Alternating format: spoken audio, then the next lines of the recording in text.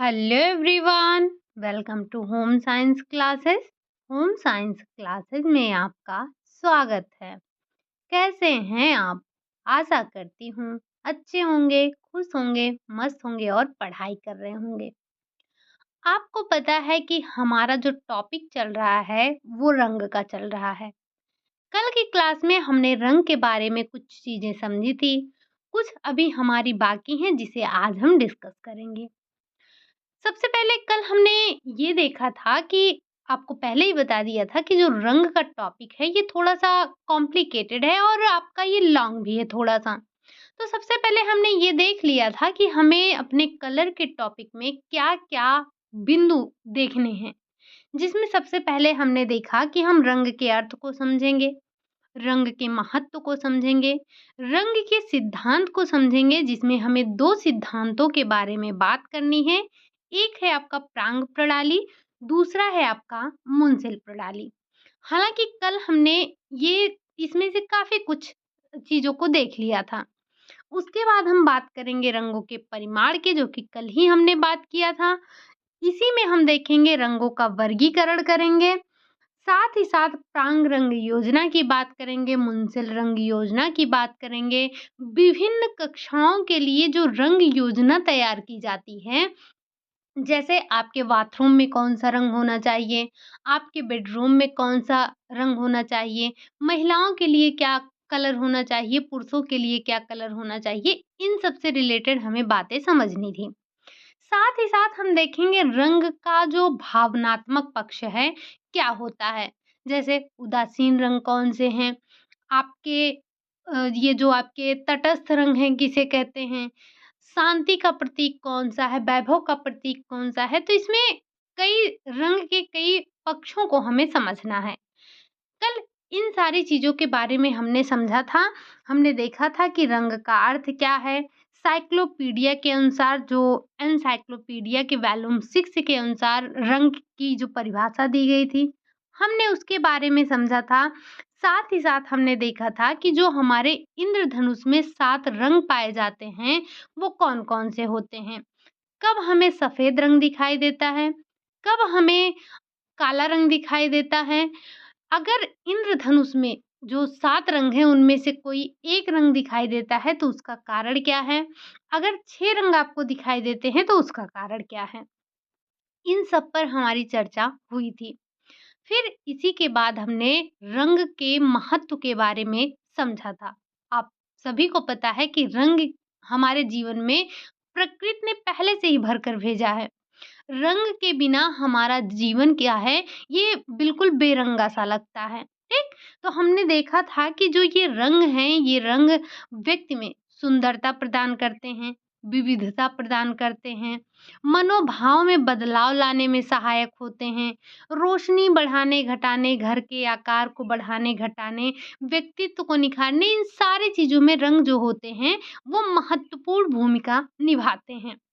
इसी के साथ-साथ हमने रंग के सिद्धांत की बात की थी, जिसमें से प्रांग प्रणाली और मुंसिल प्रणाली, 2 प्रणालियों पर हमें चर्चा करनी होती है। सबसे पहले हमने प्रांग प्रणाली को देखा था और ये आपके एग्ज़ाम की दृष्टि से बहुत महत्वपूर्ण है। इन्हीं से प्रांग की जो रंग योजना है, यहाँ से काफ़ी क्वेश्चन पूछे जाते हैं। इन्होंने जो रंगों का वर्गीकरण किया था, यहाँ से काफ़ी क्वेश्चन पूछे जाते हैं, मुंसिल से तो बहुत कम ही क्वेश्चन उठाए जाते हैं। तो सबसे पहले हमें डिटेल में जो समझना है, वो समझना है प्रांग प्रणाली को, जिसमें सबसे पहले हमने चर्चा की थी, जो कलर डायमेंशन है प्रांग के अनुसार, क्या हैं? तो इसमें आपने 3 चीज़ों का ज़िक्र किया था, ह्यू, मूल्य और क्रोमा। यानी कि ह्यू क्या है, वैल्यू क्या है, क्रोमा क्या है? इन सब के बारे में समझा था। साथ ही साथ यहाँ से किस तरह से क्वेश्चन फ्रेम होते हैं, इस चीज़ को भी आपने कल की क्लास में समझा था। आई होप कि आपको इतनी चीज़ें बिल्कुल क्लियर होंगी।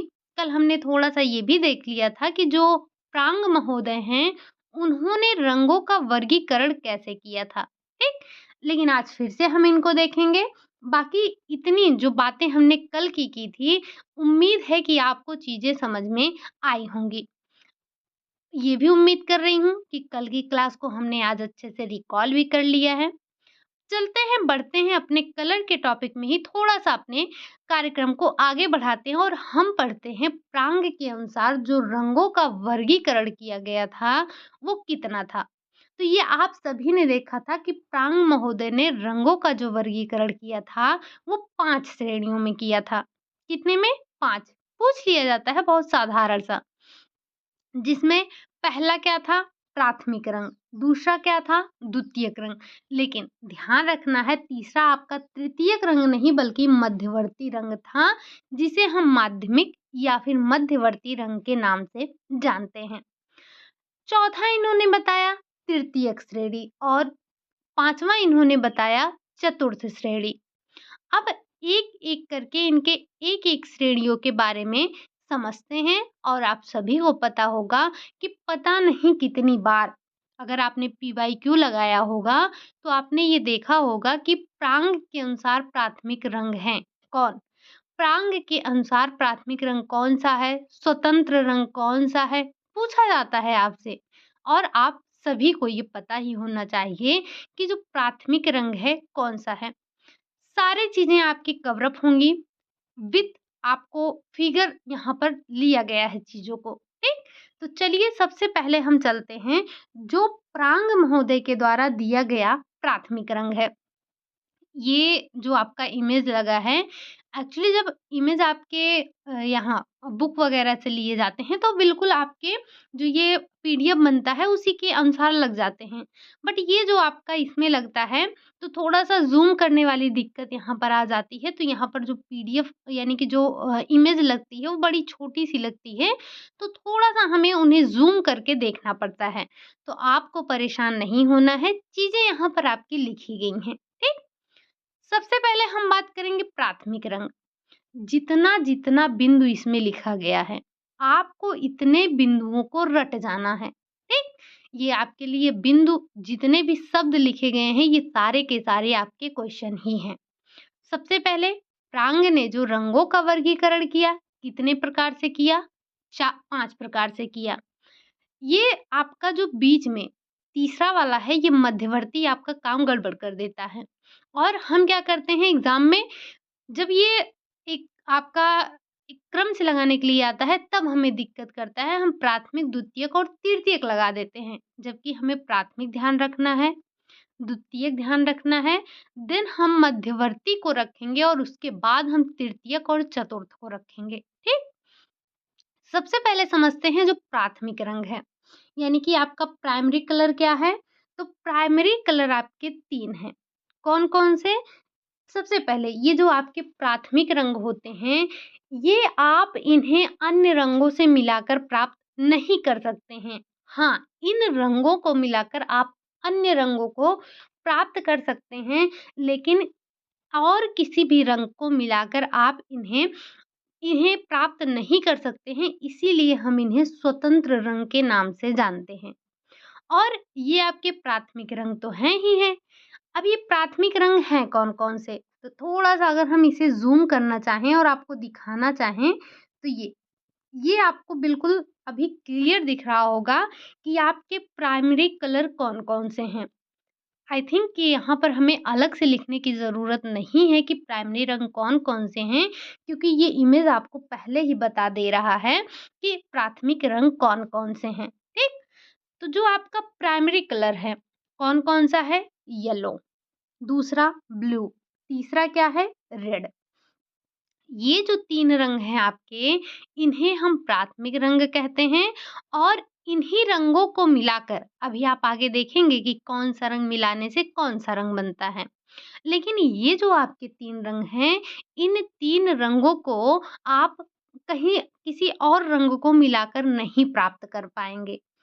इसीलिए हम इनको क्या कहते हैं, प्राथमिक रंग कहते हैं। और फिर आपको बता रही हूँ, ये बार-बार आपसे पूछा जाता है कि प्रांग के अनुसार प्राथमिक रंग है। मुंसिल का तो बड़ा सीधा-साधा है। मुंसिल जी ने जो आपके ये बताया था, रंगों के सिद्धांत को बताया था, जो उनके अनुसार जो कलर व्हील उन्होंने बनाया था, उसमें कुछ ज़्यादा है ही नहीं। बस उन्होंने सीधा-सीधा सा बता दिया था। झमेला तो इनके में आ जाता है जो आपके प्रांग महोदय ने रंग की योजना बताई थी या रंग का सिद्धांत दिया था या वर्गीकरण किया था। तो इसमें सबसे पहले आप ध्यान रखेंगे प्राइमरी कलर कौन सा है, तो 3 है। कौन सा? आप इसे BYR या आप इसे YBR जैसा भी आपको ठीक लगे आप ध्यान रखिएगा, ठीक? YRB या BRY कुछ भी जैसे आपको समझ में आए आप उस हिसाब से इसको ध्यान रख सकते हैं।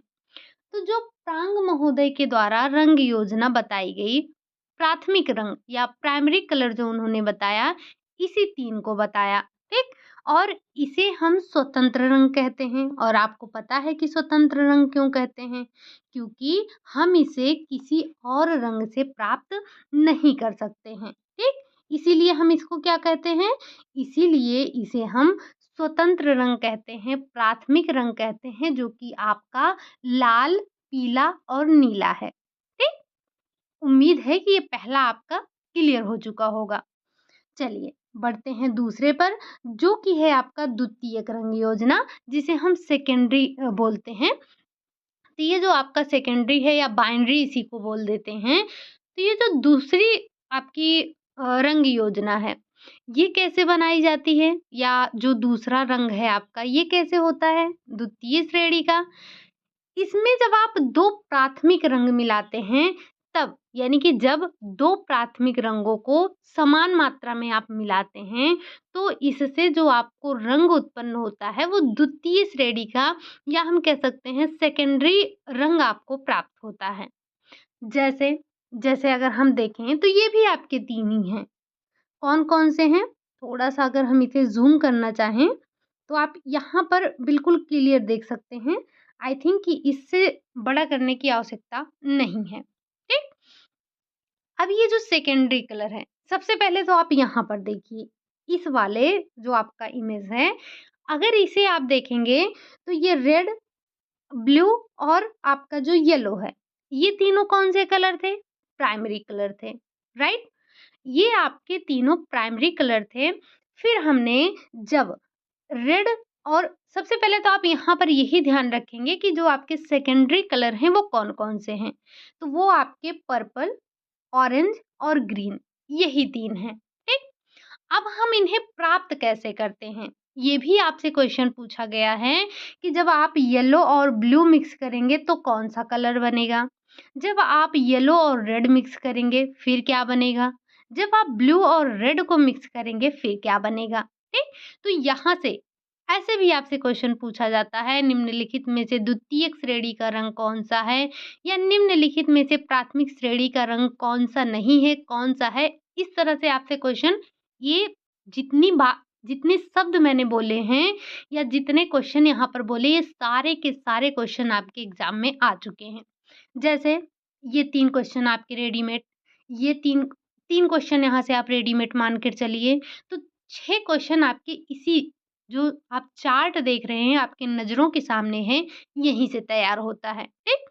यहाँ पर मैंने 2 इमेज इसलिए लगा कर रखा है ताकि आप चीज़ों को बेहतरीन तरीके से समझ सकें। जैसे एक तो आपको ये याद हो गया कि जो हमारे सेकेंडरी कलर हैं, जो हमारे द्वितीयक रंग हैं, कौन-कौन से हैं? पर्पल हैं, ऑरेंज हैं और ग्रीन हैं। अब यहाँ पे आपको ये भी ध्यान रखना है कि किन 2 प्राथमिक रंगों के मेल से ये हमारे सेकेंडरी कलर प्राप्त हो रहे हैं। सबसे पहले आपने क्या किया, जब यहाँ से भी आप देख सकते हैं, जब आपने रेड और येलो मिलाया तब बना आपका ऑरेंज, ठीक? जब आपने प्राथमिक रंग रेड और प्राथमिक रंग जो आपका येलो है, इन दोनों को मिलाया तब आपको मिला ऑरेंज। यहाँ पर भी आप देख सकते हैं, रेड और हमने येलो को मिलाया तो क्या बना? ऑरेंज बना। जब हमने येलो और ब्लू को मिलाया, ये येलो और ब्लू को मिलाया फिर हमने पाया ग्रीन। जब हमने ब्लू और रेड को मिलाया, ये आप यहाँ से भी देख सकते हैं। जब हमने ब्लू और जब हमने ब्लू और रेड को मिलाया तो हमें प्राप्त हुआ पर्पल कलर, ठीक? पर्पल यानी कि जो आपका बैंगनी है, बैंगनी को ही हम क्या कहते हैं? पर्पल कलर बोलते हैं। तो ये आपको जो द्वितीयक श्रेणी के रंग हैं, ये आपको कैसे प्राप्त हुए? जब हमने 2 प्राथमिक रंगों को और ये ध्यान रखेंगे कि किन 2 प्राथमिक रंगों के मेल से आपको ये द्वितीयक रंग प्राप्त हो रहे हैं, ठीक? तो ये चार्ट आपको अपने दिमाग में ध्यान रखना है, ठीक? जब भी आप एग्ज़ाम हॉल में बैठें, तो इस चार्ट को एक बार मतलब पेपर देने जाने से पहले आप एक बार इस चार्ट को अपने माइंड में ज़रूर रखिएगा, एक बार इसे देख ज़रूर लीजिएगा, ठीक? उम्मीद है कि ये सेकेंडरी जो कलर है, ये भी आपको समझ में आया होगा। चलिए, अब हम आगे बढ़ते हैं और थोड़ा-सा पहले तो इसे ज़ूम करते हैं क्योंकि ये ज़ूम करना और आपका चलिए, अब बात कर लेते हैं मध्यवर्ती रंग। ये कलर व्हील आपको यहीं तक मिलेगी, यानी कि ये जो रंग योजना बनाई गई है, यहाँ तक आप चीज़ों को आसानी से समझ पाएँगे। ये जो आपको थर्ड इमेज मिलने वाली है, इसमें आपको एक बार फिर से तीनों रंग योजनाएँ मिलने वाली हैं। अब बात कर लेते हैं मध्यवर्ती की। मध्यवर्ती रंग योजना क्या है? तो जब जब आपको एक प्राथमिक और एक द्वितीयक रंग आप मिला रहे हैं, तब यहाँ से मध्यवर्ती रंग प्राप्त होता है और इनकी संख्या 6 होती है, ठीक? जब आप द्वितीयक एक प्राथमिक और एक द्वितीयक रंग मिलाते हैं, एक बात ध्यान रखिएगा समान मात्रा में होना चाहिए, ठीक? तो ये आपके क्या कहलाते हैं? ये आपके कहलाते हैं मध्यवर्ती रंग, ठीक? क्या कहलाते हैं? मध्यवर्ती रंग कहलाते हैं। अब ज़रा हम इनको एक बार देख लेते हैं, ये जो आपकी कलर व्हील बनी है, इसमें सबसे पहले हम ये आई थिंक कि आपको अब चीज़ें बिल्कुल स्पष्ट दिख रही होंगी, ठीक? ये आपने बात की मध्यवर्ती की। अब इसी में हम बात कर लेते हैं, ये जो आपकी कलर व्हील दिख रही है, ठीक? ये कलर व्हील क्या है? ये ज़्यादातर जो क्वेश्चन पूछे जाते हैं आपके प्राइमरी और सेकेंडरी से ही पूछे जाते हैं। क्यों? क्योंकि ये बाद में जो बनते हैं आपके, बस इनके नाम साथ-साथ रख दिए जाते हैं, ठीक? तो यहाँ पर आपको 3 दिख रहा होगा, प्राइमरी, सेकेंडरी और टर्शियरी। टर्शियरी में क्या हो रहा है, इसमें आपने क्या किया है, एक जैसे कोई भी रंग योजना है, जैसे आपकी जो प्राइमरी है, यहाँ पर आपको दिख रहा होगा प्राइमरी कौन-सा है, सेकेंडरी कौन-सा है और टर्शियरी कौन-सा है। तो जब ये आपके मध्यवर्ती जो रंग हैं, जैसे जब आपने पीला और हरा को मिलाया, जब आपने पीला और हरा को मिलाया, तब आपने क्या पाया? पीला-हरा पाया। इसमें कुछ अलग से नाम नहीं दिया इन्होंने, बस इन्होंने यही उसी के बगल जो जैसे आपने क्या मिलाया? आपने ये मिलाया, येलो मिलाया और ऑरेंज मिलाया। तो जो आपका अगला रंग निकल के आया, वो ऑरेंज येलो आया, ठीक? फिर जब आपने ये मान के चलते हैं ऑरेंज और रेड मिलाया, तब आपका क्या निकल कर आया? तब आपका रेड ऑरेंज निकल कर आया, ठीक? तो ये आपका जो 2 कलर आपने मिलाया, एक प्राइमरी मिलाया और एक सेकेंडरी मिलाया। फिर ये उसी के नाम पर इन्होंने रख दिया, कुछ अलग से इन्होंने नाम नहीं रखा। आपको ध्यान क्या रखना है, आपको यही 2 आपके सबसे इम्पोर्टेंट हैं, जो कि है आपका प्राइमरी जिसमें आपका येलो, रेड और ब्लू आता है। उसके बाद आपका आता है ये दूसरा जो आता है, इसमें आपने वायलेट को रखा यानी कि पर्पल को रखा और फिर आपने ग्रीन को रखा और इसी के साथ में आपने ऑरेंज को रखा, ठीक? ये आपके लिए मोस्ट इम्पोर्टेंट है, ये आपसे पूछे जाते हैं कि किन 2 कलरों को मिलाकर आप जो है द्वितीयक रंग बनाते हैं, ठीक? ये कलर व्हील आप अपने थोड़ा-सा दिमाग में रखिएगा। चलिए, थोड़ा-सा अब हम आगे चलते हैं और बात कर लेते हैं किसकी? और हम बात करेंगे, थोड़ा-सा और ज़ूम करने की ज़रूरत है। बस अब बन गया। अब हम बात कर लेंगे जो तृतीयक रंग योजना है। तो जो आपका तृतीयक रंग योजना है, बस करना कुछ नहीं है। पहले में आपने क्या किया? पहला जो आपका रंग योजना था वो तो 3 थे आपके यानी कि जो सिद्धांत थे रंगों का वर्गीकरण हुआ था, जिसे हमने प्राथमिक श्रेणी में रखा था, उसमें आपका रेड आ रहा था, येलो आ रहा था और ब्लू आ रहा था। फिर जब हमें द्वितीयक प्राप्त करना हुआ तब हमने 2 प्राथमिक रंगों को मिलाया और द्वितीयक रंग प्राप्त किया। फिर जब हमें इंटरमीडिएट रंग प्राप्त करना हुआ तो हमने एक प्राथमिक और एक द्वितीयक मिलाया। अब जब हमें तृतीयक प्राप्त करना है तो इसमें हम 2 द्वितीयक रंग को मिलाएँगे। यानी कि एक आपका ग्रीन था, पर्पल था, ऑरेंज था। इन्हीं दोनों को जब हम मिलाते हैं तब जो कलर निकल कर आता है उसी को हम तृतीयक रंग के नाम से जानते हैं। जैसे जैसे हरा और बैंगनी। हरा आपका क्या है? सेकेंडरी है। बैंगनी क्या है? ये भी आपका सेकेंडरी है। जब आप हरा और बैंगनी मिलाते हैं तब क्या निकल कर आता है? स्लेटी नीला आता है। ठीक? क्या आता है? स्लेटी नीला कलर आता है। वहीं जब आप हरा और नारंगी मिलाते हैं, हरा क्या है? ये भी आपका सेकेंडरी है। नारंगी क्या है? ये भी आपका सेकेंडरी है। जब आप 2 सेकेंडरी मिला रहे हैं तब आपका तृतीयक रंग बन रहा है। अब जब आपने हरा और नीला मिलाया, सॉरी, जब आपने हरा और नारंगी मिलाया तो आपका धुएं के समान पीला निकल कर आया जिसे हम फेड कहते हैं। ठीक? और अच्छा ये बताइए, ये फेड आप कलर में पढ़ रहे हैं, आपने जब फैशन थ्योरी की क्लास ली थी या जब आपने फैशन साइकिल पढ़ा था, वहाँ पर एक टर्म आपने सुना था जिसे हम फेड्स कह रहे थे, ठीक? फेड कह रहे थे, क्या था? उसका मतलब क्या होता है? वहीं पर आपने क्लासिक सुना था और वहीं पर आपने फेड भी सुना था। तो ज़रा एक बार कमेंट करके बताना कि ये जो फेड है क्या है? ठीक? अगली बात कर लेते हैं नारंगी और बैंगनी। नारंगी आपका क्या है? सेकंड कलर है। बैंगनी आपका क्या है? ये भी सेकंड कलर है। जब आप इन दोनों को समान मात्रा में मिलाते हैं तब आपको लाल प्राप्त होता है, लेकिन कैसा? ईंट जैसा लाल। अभी आप आगे देखेंगे, आप पेंटो कार्ड के बारे में पढ़ेंगे, पेंटोन सेड कार्ड के बारे में पढ़ेंगे, ठीक? या जो आपका पेंटोन कार्ड प्लेट होता है उसके बारे में थोड़ा-सा समझेंगे या पेंटोन सेट जो है उसी के बारे में समझेंगे। फिर आप देखेंगे, अच्छा ये सब छोड़िए, आप में से कई लोग ऑनलाइन शॉपिंग करते होंगे, बिल्कुल करते होंगे। आपने कभी ना कभी लिपस्टिक ज़रूर ऑनलाइन किया होगा।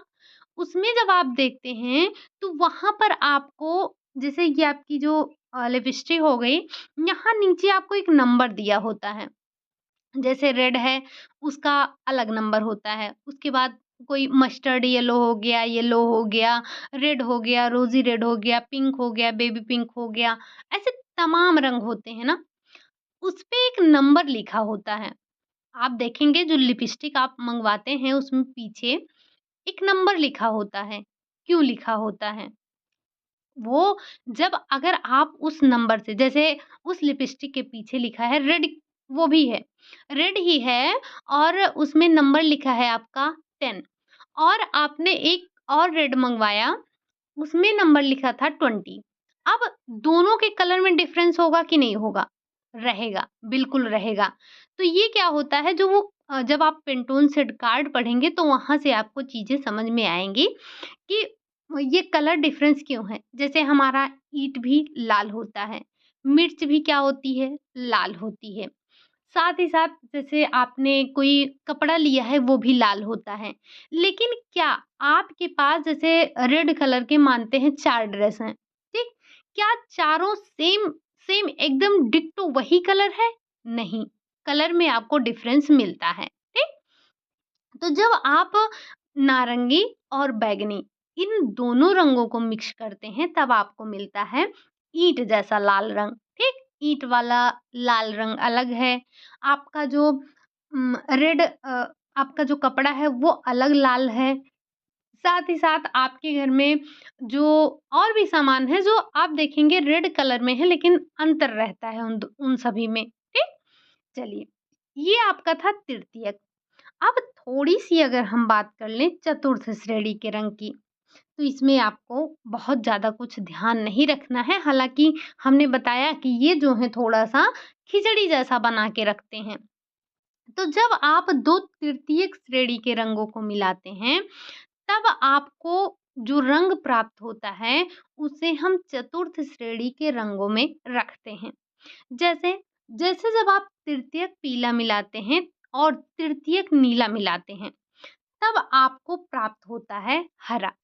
लेकिन एक बात ध्यान रखिएगा, येलो, रेड और ब्लू, आप इन तीनों को किसी और रंग से नहीं प्राप्त कर सकते हैं। इनका नाम ही है प्राथमिक रंग।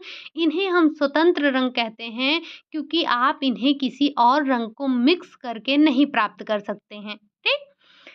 फिर हम अगर इसी में मिलाएंगे तृतीयक लाल और तृतीयक पीला, तो हमें प्राप्त होता है नारंगी रंग। ठीक? क्या प्राप्त होगा? फिर ये जो चतुर्थ श्रेणी का रंग है वो आपको प्राप्त होता है। आगे अगर इसी में देखें, बस ये ही आपके जो 5 श्रेणी इन्होंने बताए थे, इन 5 श्रेणियों में आपको यही ध्यान रखना है। और ये जो आपके इमेज थी आपके प्रांग चार्ट की, उसको अभी एक बार आपको लास्ट में और देखने को मिलेगा जो कि आपकी बुक से ही हमने लिया है। ठीक?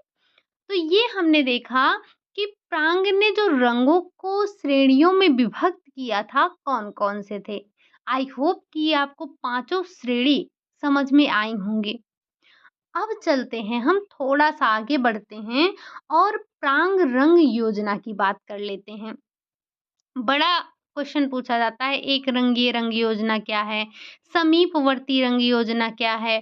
इसमें आपको कई योजनाएँ देखने को मिलती हैं। तो हम एक-एक करके योजनाओं के बारे में थोड़ा-थोड़ा समझ लेते हैं, ठीक? जब आप प्रांग रंग योजना पढ़ते हैं, बड़ा इम्पोर्टेंट टॉपिक है। हमने आपको कल भी बताया था कि इसका एक भी बिंदु आपका ऐसा नहीं है जहाँ से क्वेश्चन नहीं बना है। अगर आपने पीवाईक्यू लगाया होगा तो आपको डेफिनेटली यहाँ से क्वेश्चन मिले होंगे, ठीक? तो जो प्रांग रंग योजना बनाई, इन्होंने 2 प्रकार की रंग योजना बताई। एक तो आपका बताया कि अनुरूप रंग योजना, दूसरा है आपका पहला इन्होंने सिमिलर कलर स्कीम बताया, दूसरा बताया विपरीत रंग योजना, यानी कि जिसे हम कंट्रास्ट कलर स्कीम बोलते हैं। अब ये जो आपका अनुरूप रंग योजना है, इसके 2 प्रकार हैं। एक है आपका एक रंगीय योजना, जिसे हम मोनोक्रोमैटिक कलर स्कीम बोलते हैं। दूसरा है आपका समीपवर्ती रंग योजना, जिसे हम एनालॉगस कलर स्कीम कहते हैं। इसी के साथ-साथ इन्होंने जो आपका विपरीत रंग योजना बताया था, ये भी 4 प्रकार का बताया था। ठीक? कौन-कौन सा? एक था आपका पूरक योजना, जिसे हम कॉम्प्लीमेंट्री बोलते हैं। दूसरा है इनका दोहरी पूरक रंग योजना। तीसरा है जिसे हम डबल कॉम्प्लीमेंट्री बोलते हैं। तीसरा है आपका खंडित पूरक रंग योजना, स्प्लिट कॉम्प्लीमेंट्री कलर स्कीम। मतलब आप अगर नाम को थोड़ा-सा गहराई में जाकर इस नाम को ही पढ़ेंगे ना और कलर व्हील को अपने दिमाग में रखेंगे तो अपने आप ये समझ में आ जाएँगे। तीसरा है आपका त्रिकोण रंग योजना। त्रिकोण रंग यानी कि वही आपका ट्रायोड। अब हम एक-एक करके बात कर लेते हैं। सबसे पहले आपने क्या सुना? सबसे पहले हम बात करेंगे जो हमारा अनुरूप रंग योजना है। अभी हम विषम को नहीं पढ़ रहे हैं।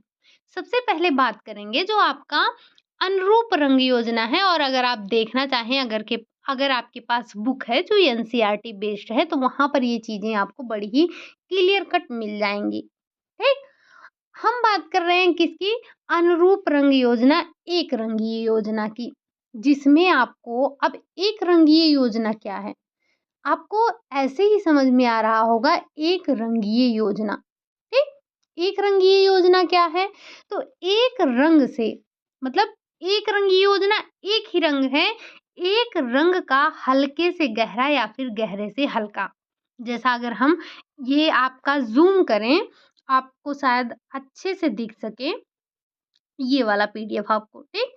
अब इसमें आप क्या देख रहे हैं? एक रंगीय योजना क्या है? एक रंगीय योजना में आपने एक ही रंग का उपयोग किया है, ठीक? एक ही रंग का उपयोग किया, मतलब इसमें एक ही रंग को लेकर उसके विभिन्न भागों का प्रयोग किया जाता है और ये रंग आकस्मिक या फिर सहायक रंगों में से कोई एक होता है। जैसे अगर हमने यहाँ पर उदाहरण के लिए आपका ब्लू कलर ले लिया है, ठीक? उदाहरण के लिए आपने नीला रंग लेकर सजावट के लिए विभिन्न कमरों में एक हल्के माध्यम से गाढ़े फिर मध्य ऐसे मतलब प्रयोग किया। जैसे आपने क्या किया, यहाँ पर ये जो आपका कलर व्हील बना, आपने नीला शेड को चुना। हालाँकि मैं यहाँ पर पीडीएफ नहीं लगा पाई, लेकिन अगर आप में से जो लोग भी टेलीग्राम पर ज्वाइन हुए हैं, मैं आज शाम को ही आपको जो ये एक कलर आपकी एक रंग योजना बनाई गई है, उससे उसी एक रंग योजना से जो कमरे की सजावट हुई है, मैं वहाँ पर आपको इमेज भेज दूँगी, आप वहाँ से देख सकते हैं। बाकी अभी के लिए आप ये समझिए कि जो एक रंग योजना है, इसमें जो शेड बनाया जाता है, इसमें गाढ़े से लेकर मंद की तरफ या फिर हल्के से लेकर गाढ़े की तरफ कलर को बनाया जाता है। जैसे एक ही कमरा है, आपने ऊपर से कलर करना स्टार्ट किया तो ऊपर कलर था, फिर धीरे-धीरे आते उसका क्या हो गया, उसका कलर जो है वो बिल्कुल लाइट होता चला गया। ऊपर बिल्कुल डार्क था, नीचे आपने क्या किया उसको लाइट कर दिया। लेकिन एक ही कलर था, उसमें ऐसा नहीं है कि ब्लू के साथ में आपने रेड ले लिया या रेड के साथ में आपने येलो ले लिया, येलो के साथ में आपने पिंक ले लिया, ऐसा नहीं है। सिर्फ़ एक ही कलर है और उसी कलर को आपने डार्क से लाइट या फिर लाइट से डार्क प्रयोग किया है, ठीक? और ये जो योजना है ये काफ़ी सरल होती है, सादी भी होती है और देखने में भी बहुत ही सुंदर लगती है, ठीक? तो उम्मीद है कि आपको ये जो आपका एक रंगी योजना है समझ में आया होगा। अब चलते हैं हम बढ़ते हैं आगे थोड़ा-सा बात करते हैं समीपवर्ती रंग योजना की। समीपवर्ती रंग योजना क्या है? तो रंग चक्र में स्थित 2 निकटस्थ जो रंग हैं, उनका प्रयोग करना। मतलब रंग चक्र में एक दूसरे के पास थोड़ा-सा अगर अब हम इन्हें ज़ूम करें और ये वाली इमेज देखें। ये जो आपकी इमेज है, ये अब साफ दिख रहा होगा आपको। जब यहाँ क्या बात कर रहे हैं हम, रंग चक्र में एक दूसरे के पास में स्थित 2 या फिर 3 रंगों को लेकर जब योजनाएँ बनाई जाती हैं, 2 या फिर 3 आप ले लेते हैं, रंगों की योजना बनाई जाती है और रंग चक्र में एक दूसरे के पास स्थित रंगों में एकरूपता होती है, तो ये आपका जो कहलाता है, ये आपका समीपवर्ती रंग योजना कहलाता है। जैसे जैसे आपने क्या किया, जो आपके पास के 3 रंग हैं, कोई भी आपने 2 रंग, 3 रंग, इसे हम एनालॉगस कहते हैं और ये आपका क्या होता है जब आप 2 रंग, 3 रंग एक साथ मिक्स करके बनाते हैं, तो ये आपका समीपवर्ती रंग योजना कहलाता है। समीपवर्ती यानी कि जो समीप-समीप हैं, ठीक? अब आप जैसे ये आपके पास क्या होता है, जैसे आपके पास पीला हो गया या फिर और हरा-पीला हो गया, 2 रंग हो गए। अब दोनों में से पीले रंग के कारण आपको एकरूपता दिखती है, ठीक? ये आपको एकरूपता दिख रही है कि नहीं? दिखेगी। तो समीपवर्ती रंग योजना के लिए रंगों का चुनाव इस तरह से करना चाहिए कि प्राथमिक, सहायक तथा जो मध्यवर्ती है, तीनों प्रकार का रंग आपका एक-एक रंग हो जाए, ठीक? तो इस तरह से आप सजावट करते हैं। प्राथमिक में क्या था? प्राथमिक में आपने सिर्फ़ एक ही रंग लिया था। प्राथमिक में आपने क्या किया था? सिर्फ़ एक रंग लिया था और उसी के गाढ़ेपन और हल्केपन से सजावट की थी। लेकिन जो आपका समीपवर्ती रंग है, इसमें आप समीप के 2 या फिर 3 रंगों को लेकर सजावट करते हैं। ये आपका कहलाता है, क्या कहलाता है? समीपवर्ती रंग योजना और आपने यहाँ पर देखा था इसकी इंग्लिश हमने बार-बार नहीं लिखी है। आई थिंक ये यहाँ पर तो लिखी ही थी। ये यहाँ पर तो लिखी ही एनालॉगस कलर, ठीक? तो ये आपका समीपवर्ती हो गया। यही आपका थोड़ा-सा टफ पड़ता है समझने के लिए। अगला है आपका विपरीत रंग योजना। आपने 2 देखा ना? जो आपका पहला वाला था अनुरूप रंग योजना था, उसमें आपने 2 देख लिया? देख लिया। समझ में आया? बिल्कुल समझ में आया होगा अगर आपने कॉन्शियस माइंड में इसको देखा होगा। आपने दोनों को देख लिया। अब हम बात कर लेते हैं थोड़ा-सा विपरीत। जैसे जो आपका अनुरूप था, उसमें आपने या तो आस-पास का लिया था या फिर आपने एक ही शेड में जो है उसको डार्क और लाइट में किया था। लेकिन अब जो आपको बात करना है, वो है आपका विपरीत रंग योजना, जिसे हम कहते हैं प्रत्यक्ष पूरक रंग योजना। अब ये प्रत्यक्ष पूरक रंग योजना क्या है आपका? तो बस इतना ध्यान रखेंगे कि जब रंग चक्र में ये आपको कलर व्हील दिख रही है? बिल्कुल दिख रही है। जब आप का रंग चक्र में एक दूसरे के विपरीत दिशा में स्थित 2 रंग की सहायता से रंग योजना बनाई जाती है, तब वो आपकी प्रत्यक्ष पूरक रंग योजना कहलाती है। जैसे अगर हम इस इमेज को थोड़ा-सा बड़ा करना चाहें, ये अभी आपको चीज़ें दिख रही होंगी। ये आपका क्या है? ये आपका पूरा का पूरा कलर व्हील है, ठीक? जब आपने ऐसे ही सिर्फ़ एक एक ही रंग का प्रयोग कर लिया था, तो आपका वो क्या हो गया था? एक रंगीय। जब आपने पास-पास का कर लिया था, समीपवर्ती। लेकिन अब यहाँ पर क्या बोला जा रहा है कि आपको प्रत्यक्ष कलर योजना बनानी है, ठीक? तो इसमें जब आमने-सामने, जैसे पीले के सामने क्या है? पिंक है। आपके नील बैंगनी के सामने क्या है? ये आपका ऑरेंज है। इसी तरह से आप जब आमने-सामने के जो कलर हैं, उनको चूज़ करते हैं और इससे आप जो तैयार करते हैं, सजावट करते हैं, यही आपका क्या कहलाता है?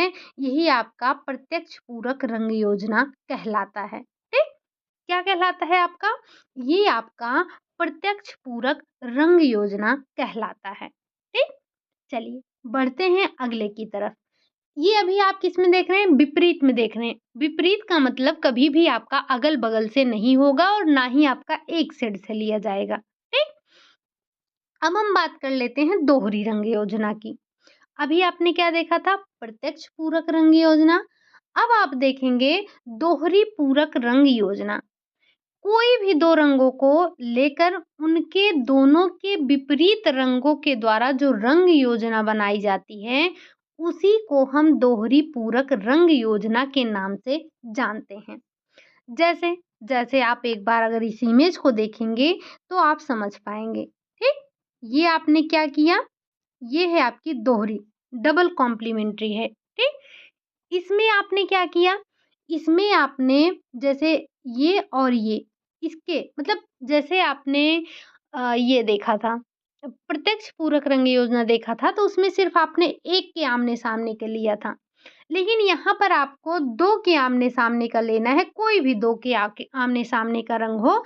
जब आप इन दोनों के आमने-सामने के रंग को लेकर कोई भी योजना बना रहे हैं, तब ये आपकी दोहरी प्रत्यक्ष पूरक योजना कहलाएगी, डबल कॉम्प्लीमेंट्री कलर स्कीम कहलाएगी। ठीक? आगे बढ़ते हैं थोड़ा-सा। अगली जो हमारी रंग योजना है, इसे ज़ूम करना पड़ेगा, वो है हमारी खंडित पूरक रंग योजना। खंडित पूरक रंग योजना क्या है आपका? ये आपका जैसे किसी एक रंग के साथ उसके ठीक विपरीत पड़ने वाले रंग को ना लेकर, जैसे जब आपने प्रत्यक्ष कॉम्प्लीमेंट्री की बात की थी, तो जो आपने एक रंग चूज़ किया उसके सामने जो रंग था उसी को ले लिया। लेकिन यहाँ पर आपसे बिल्कुल स्पष्ट शब्दों में कहा जा रहा है कि जो खंडित पूरक योजना है, इसमें किसी एक रंग के साथ उसके ठीक विपरीत आने वाले रंगों को ना लेकर उसके दोनों ओर के रंगों को ले लेते हैं। जैसे ये आपका जो खंडित पूरक रंग योजना होगा, इसमें हम क्या करेंगे, इसमें ये जैसे प्रत्यक्ष जो था तो उसमें आमने-सामने का ले रहे थे। लेकिन जो आपका खंडित पूरक योजना है, इसमें हम क्या करेंगे, इसमें हम जो रंग लेंगे, उसके ठीक विपरीत वाला रंग ना लेकर उसके अगल-बगल के दोनों रंगों को ले लेते हैं। तो ये आपका खंडित पूरक रंग योजना कहलाता है। क्या कहलाता है? तब जाकर ये आपका खंडित पूरक रंग योजना कहलाता है। उम्मीद है कि ये तीनों रंग योजनाएँ आपको समझ में आई होंगी। चलते हैं हम अब अपने अगले रंग योजना की तरफ। अगला रंग योजना है आपका त्रिकोणीय रंग योजना। त्रिकोणीय रंग योजना क्या है? त्रिकोण, नाम से ही आपको पता चल रहा है कि त्रिकोण बनना चाहिए, ठीक? तो त्रिकोण रंग योजना में क्या होता है, इसके 3 रंगों को मिलाकर रंग संयोजित किया जाता है। अब ये 3 रंग होंगे कौन? क्या अगल-बगल के रंग होंगे, आमने-सामने के रंग होंगे या कोई भी रंग होंगे? नहीं। चलते हैं हम समझते हैं कि कौन से रंग होने चाहिए। इतना तो हमें समझ में आ गया कि जो हमारा त्रिकोण यानी कि जो हमारा ट्रायड है, त्रिकोण रंग योजना है, इसमें क्या होना चाहिए? तो इसके 3 रंगों को मिलाकर हम रंग योजना तैयार करते हैं, जो कि रंग चक्र में एक दूसरे के समान दूरी पर रहते हुए त्रिभुज का निर्माण कर रहे हैं, उन्हीं को हम लेते हैं। अगर आप इन्हें इमेज में देखेंगे तो ज़्यादा अच्छे से समझ पाएँगे। जैसे ये है आपका, इसमें हमने क्या किया, समान दूरी के रंग लिए। जैसे आपने येलो लिया, फिर आपने 1, 2, 3, 3 कलर को छोड़कर चौथा ले लिया। फिर आपने जो लिया 1, 2, 3 को छोड़कर चौथा लिया। फिर यहाँ से कहने का मतलब कि जो हमारी कलर व्हील है, उसमें जो भी आप रंग का चुनाव करेंगे, उसमें उन रंगों के बीच में समान दूरी होनी चाहिए।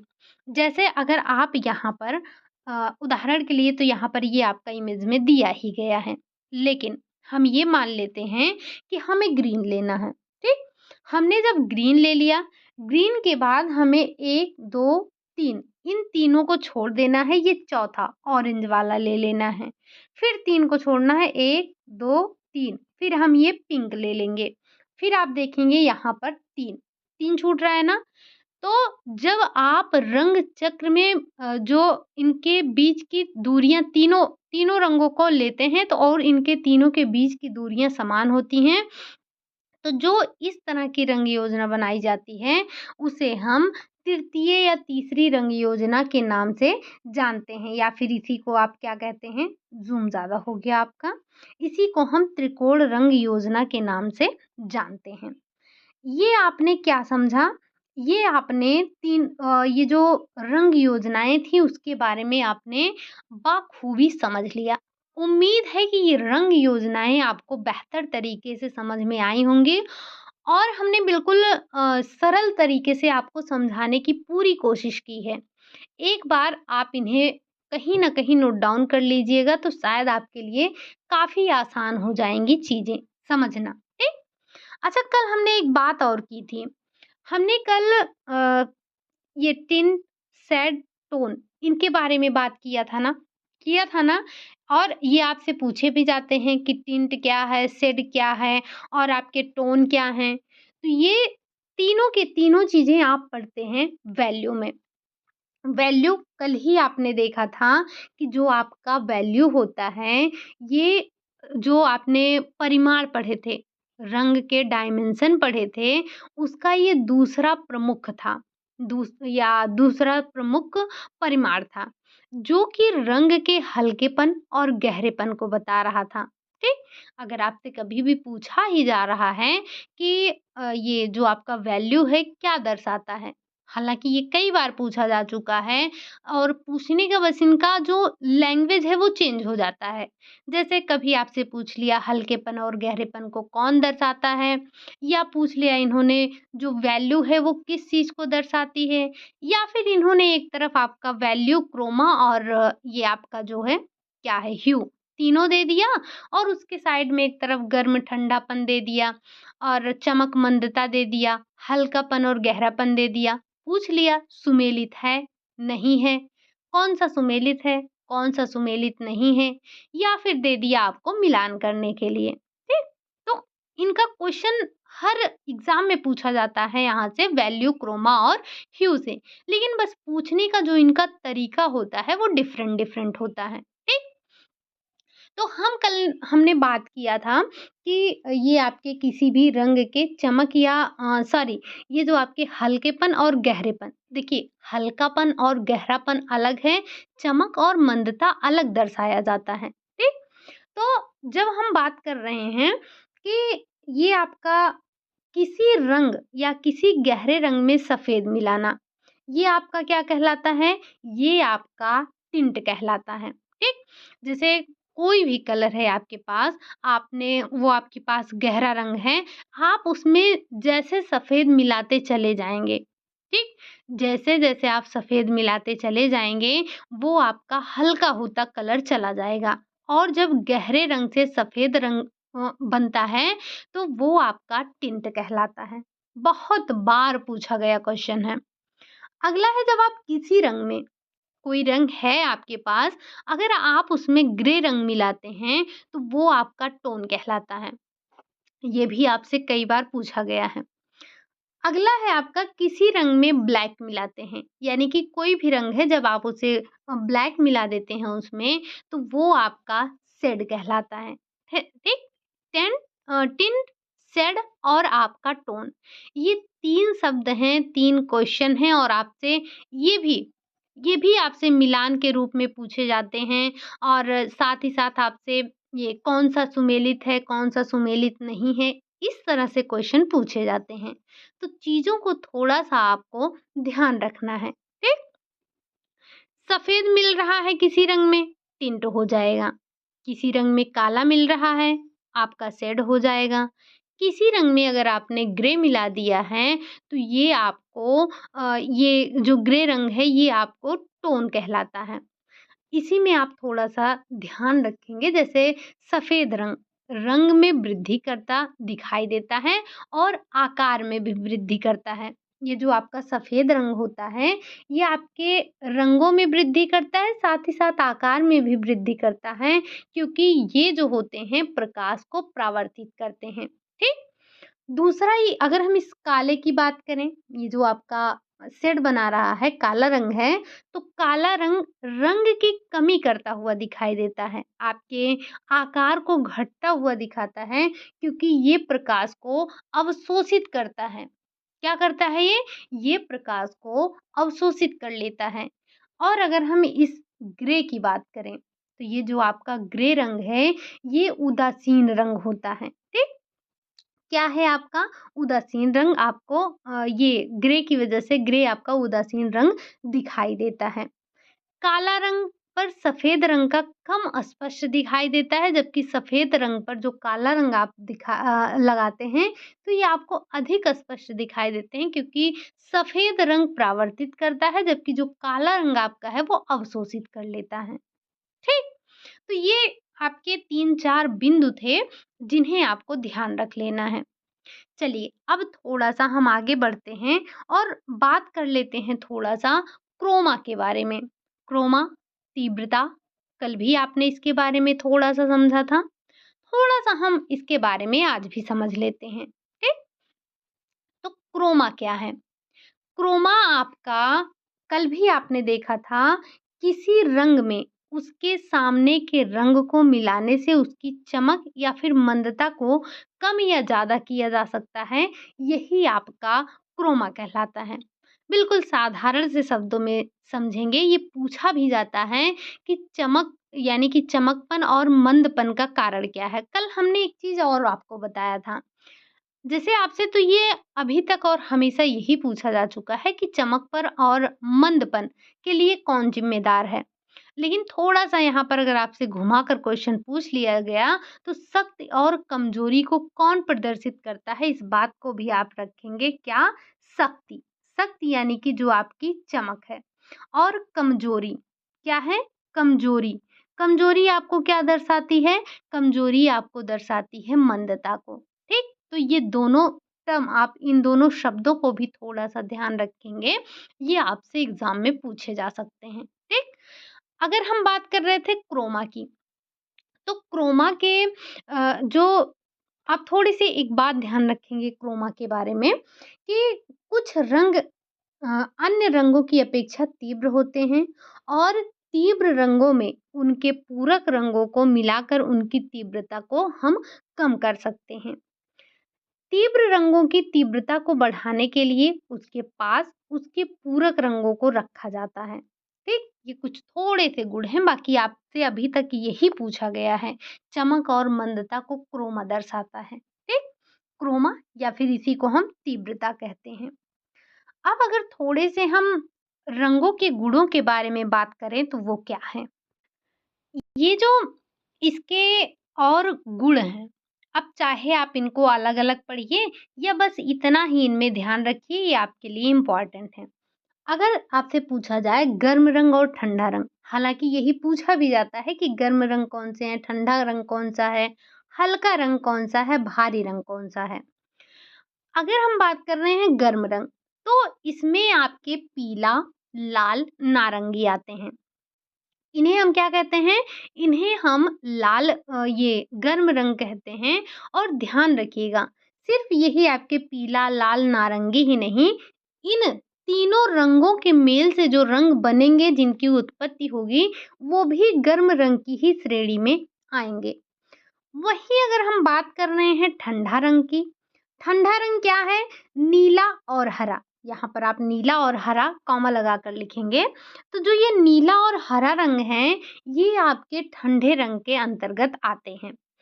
अब इन नीले और हरे रंगों को मिलाकर जो रंग बनाएँगे, वो भी आपको ठंडे रंग के अंतर्गत ही आएँगे। शीतल रंग नीला और हरा माना जाता है। शीतल माना जाए, ठंडा माना जाए, ये दोनों बातें एक ही हैं, ठीक? और इनसे जो भी बनेगा वो आपका ठंडा रंग ही होगा। रंगों में उष्णता का जो गुण है वो सूर्य के प्रकाश और ये जो आपकी अग्नि है उससे संबंधित होने की वजह से आपको गर्मी देती है। और जो नीला रंग है ये जल, साथ ही साथ आकाश का, और हरा रंग जो है आपका ये वनस्पति से संबंधित होता है। हरे रंग का संबंध किससे है? वनस्पति से है हमारे। तो ये आपको इसी कारण से ये आपको शीतलता प्रदान करने का कार्य करते हैं। वहीं अगर हम भारी और हल्के की बात करें, तो हल्के रंग यानी कि जो आपके हल्के रंग हैं वो आपके बैंगनी हो गए, नीला हो गए, गुलाबी हो गए, और जो आपके भारी रंग हैं वो हरा है, भूरा है और लाल है।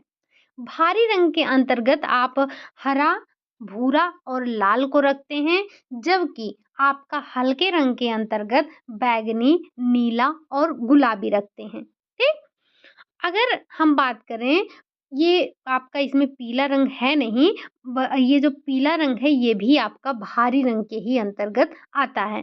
जैसे अगर आपको गृह सज्जा में भारीपन के घोतक रंगों का प्रयोग करना है, तो आप इसमें पीले रंग का जो है चीज़ें बिछा सकते हैं, या लाल रंग की चीज़ों को बिछा सकते हैं।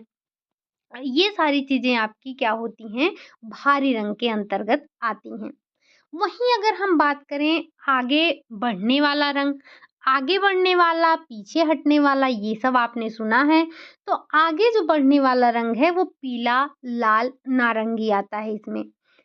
उष्ण जो रंग हैं ये आगे बढ़ने का आभास दिलाते हैं। तो आप इस बात को समझिएगा कि जो आपके गर्म रंग हैं, ये आपको आगे बढ़ने का आभास दिलाएँगे। और सबसे ज़्यादा मात्रा में पीला रंग आपको आगे बढ़ने का आभास दिलाता है, और ये पूछा गया है कई बार। आपको दे देगा, नीला रंग दे देगा।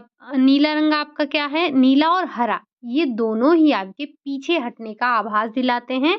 अभी आप आगे भी देखेंगे यहाँ पर। तो ये जो आपका पीला रंग है, हालाँकि ये क्या है आपका? ये आपका जो पीला, लाल, नारंगी, ये आपके आगे बढ़ने वाले रंग होते हैं। जबकि अगर हम बात करें नीला या हरा की बात करें, तो ये पीछे हटने का आभास दिलाते हैं आपको। जैसे छोटे कमरों को हल्का रंगों से पोतने पर कमरे की जो आकृति है वो आपको बड़ी दिखने लगेगी। अगर इसी के विपरीत आप गहरे रंग का प्रयोग करेंगे तो कमरे का आकार जो है वो आपको संकीर्ण लगेगा, छोटा लगेगा। ठीक? तो अगर आपको कमरे को बड़ा दिखाना है तो आप क्या करेंगे? कमरे को बड़ा दिखाने के लिए आप किस रंग का प्रयोग करेंगे? आपसे पूछा गया है कि अगर हमें छोटे कमरे को हल्का और ये रंगों से पोतने पर कमरा आपको बड़ा दिखेगा, ठीक? कोई भी कमरा है, या आपने ये भी देखा होगा कि जैसे जब हमारे घर बिल्कुल छोटे होते हैं, तो जब हम वहाँ पर पर्दे का चुनाव करते हैं, तब भी इस बात का ध्यान रखते हैं कि जो हमारा पर्दा होना चाहिए, छोटे कमरों के लिए पर्दा आपका लाइट कलर का होना चाहिए, हल्के रंग में होना चाहिए। वहीं अगर हम बात कर रहे हैं बड़े कमरे की, तो वहाँ पर हम डार्क पर्दा लगाते हैं, ठीक? ये तो आपके थे ये बढ़ने के गुण और आपके घटने के गुण। ऐसे में अगर हम जैसे प्राकृतिक और रासायनिक रंग की बात करते हैं, तो आपको पता ही है कि प्राकृतिक रंग ऐसे रंग हैं, जो कि मिट्टी से प्राप्त किए जाते हैं, या इन्हें हम अर्थ कलर के नाम से भी जानते हैं। ये नारंगी, कत्थई, लाल, मिट्टी के रंग, ये सारी चीज़ें हैं। और वनस्पति में भी मिट्टी का गुण होता है। तो ये फलों से, इन सब से जब आपने दाग वाला टॉपिक पढ़ा था, तब भी वहाँ पर आपने ये चीज़ समझा था कि कौन-सा आपका रासायनिक रंग है और कौन-सा आपका प्राकृतिक रंग है। समझा था कि नहीं समझा था आपने? डेफ़िनेटली आपने समझा था और मैं ऐसा उम्मीद भी कर रही हूँ कि अभी आपको वो चीज़ें याद भी होंगी, ठीक? ज़रा एक बार आप कमेंट करके बताइएगा जो पहला संश्लेषित रंग खोजा गया था, वो किसके द्वारा? अगर किसके द्वारा नहीं याद आ रहा है तो आप एक बार समय को बताइएगा कि कब खोजा गया था पहला संश्लेषित रंग, ठीक? चलिए, थोड़ा-सा अब हम आगे बढ़ते हैं और हम इस इमेज को देखते हैं, उसके बाद आपका आएगा शायद प्रांग। गायब है? नहीं, अभी नीचे हैं। प्रांग तो पढ़ लिए, अब थोड़ा-सा हम इसे ज़ूम करेंगे और यहाँ से आपकी कई चीज़ें क्लियर हो रही हैं। जैसे जैसे जो इस पार्ट में आपको कलर दिए गए हैं, ये सारे के सारे आपके वार्म यानी कि गर्म रंग हैं और जो आपको इस पार्ट में दिए गए हैं, ये सारे के सारे आपके कोल्ड हैं, ठीक? तो एक तरफ आपका वार्म रंग है, एक तरफ आपका कोल्ड रंग है, ठीक?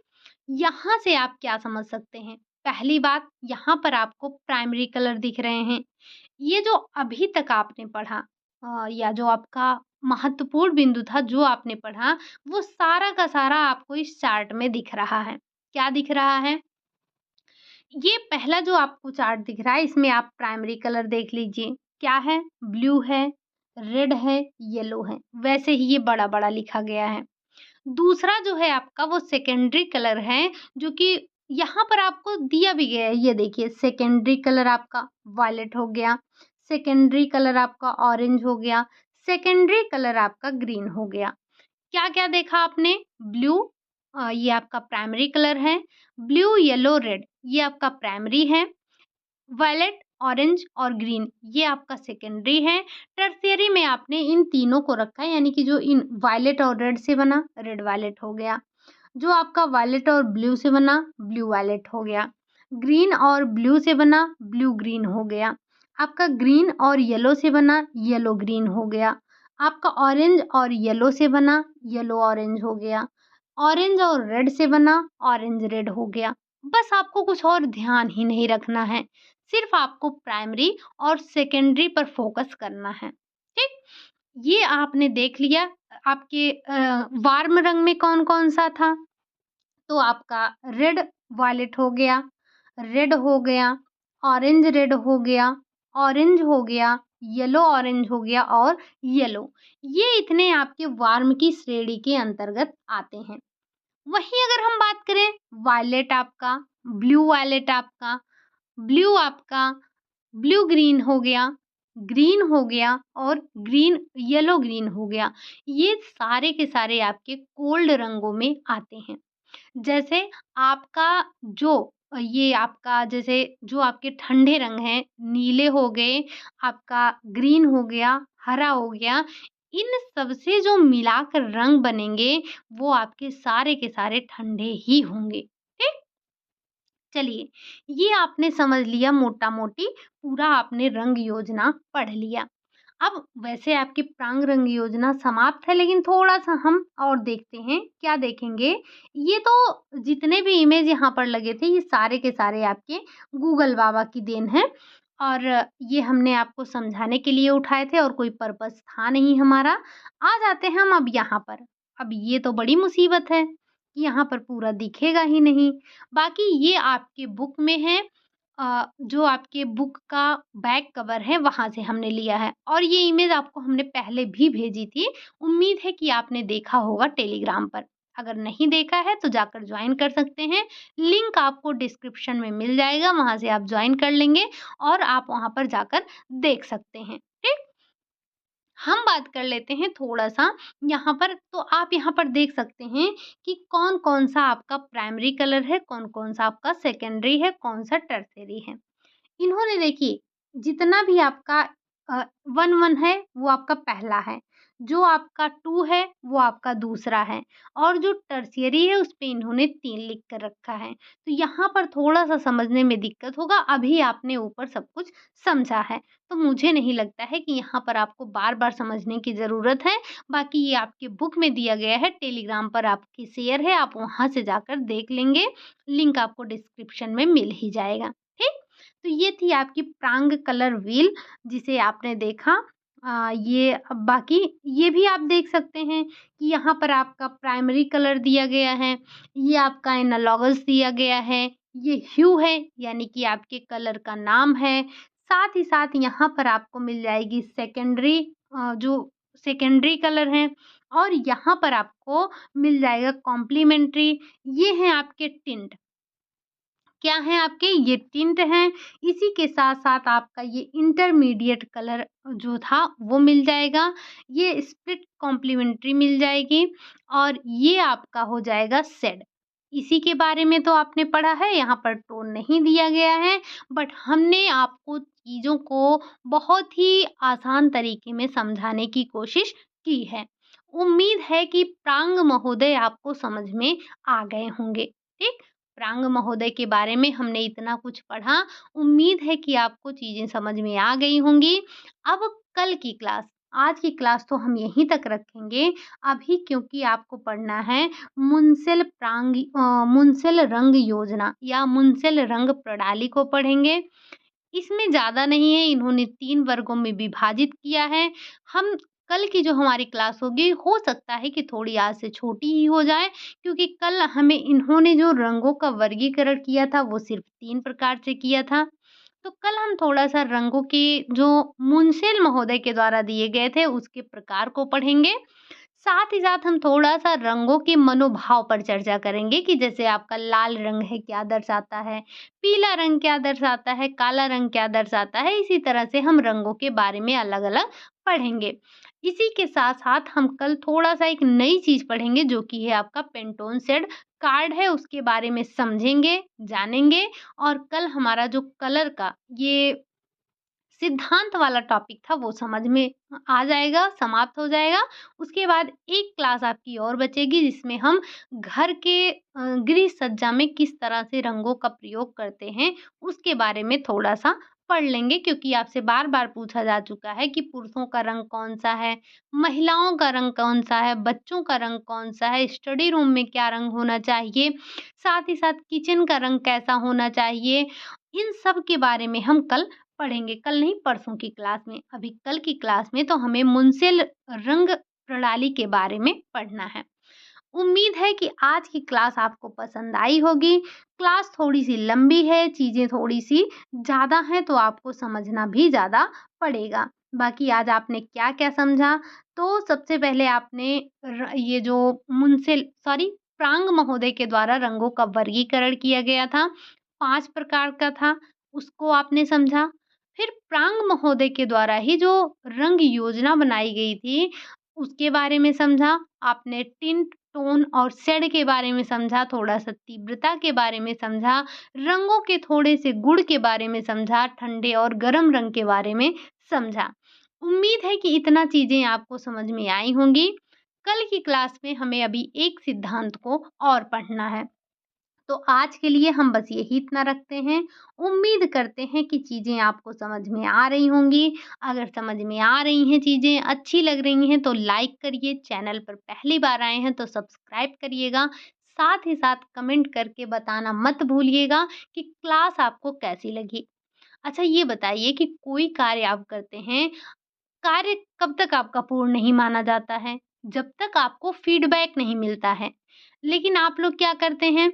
आप लोग मुझे फीडबैक नहीं देते हैं। फीडबैक का मतलब क्या है कि जैसे आपको क्लास अच्छी लग रही है कि नहीं अच्छी लग रही है, चीज़ें समझ में आ रही हैं कि नहीं आ रही हैं। अगर आ रही हैं तो एक थम्स अप करने में क्या जाता है, एक हार्ट भेजने में क्या जाता है। तो थोड़ा-सा आपको फीडबैक देना चाहिए ना। ये हमने कई बार पढ़ा है कि जब तक हम फीडबैक नहीं लेते हैं या जब तक हमें फीडबैक नहीं मिलता है, हमारा जो कम्युनिकेशन होता है, वो अधूरा माना जाता है, ठीक? तो ये हम क्या कर रहे हैं? कम्युनिकेशन ही तो कर रहे हैं, तो इसके लिए आपका फीडबैक देना बहुत ज़रूरी है। चलिए फिर आज के लिए यही इतना रखते हैं, मिलते हैं नेक्स्ट क्लास में किसके साथ में? तो जो मुंशिल महोदय हैं, उनके द्वारा जो रंग के सिद्धांत दिए गए हैं, उस पर हम चर्चा करेंगे और कल अपने इस सिद्धांतों की जो श्रेणी चल रही है, उसको हम इस सिलसिले को कल समाप्त करेंगे। आज के लिए बस यही इतना, तब तक के लिए कल तक के लिए आप सब खुश रहिए, मस्त रहिए, पढ़ाई करते रहिए, रिवीज़न करते रहिए, ठीक? और रही बात आपके आरडीए की, तो मैंने आपको बोला है, आपको पता है, अगर हमने बोल दिया है कि आपको हम करवाएँगे, तो डेफ़िनेटली हम आपको करवाएँगे। क्योंकि ये हमने आपको डे 1 से बोला था कि जितना हम आपको बोल रहे हैं, उतना हम करेंगे। अगर हमने कह दिया कि हम आपको आरडीए करवाएँगे, तो इसका मतलब हम आपको आरडीए करवाएँगे। ठीक? चलिए, फिर आज के लिए यही इतना, मिलते हैं नेक्स्ट क्लास में। तब तक के लिए खुश रहिए, मस्त रहिए और पढ़ाई करते रहिए।